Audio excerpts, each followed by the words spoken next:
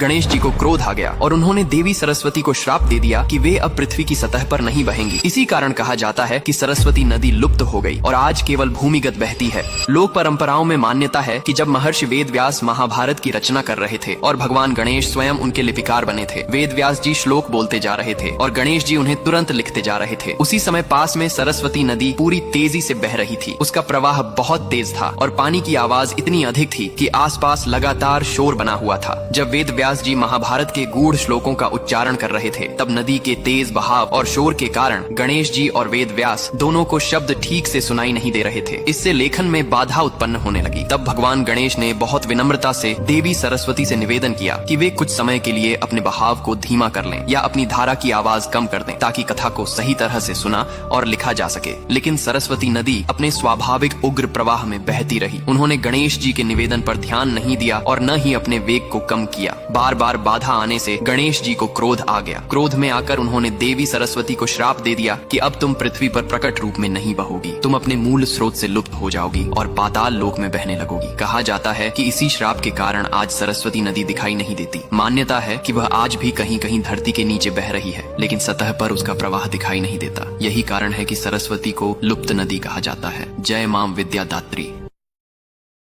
Download ShareChat.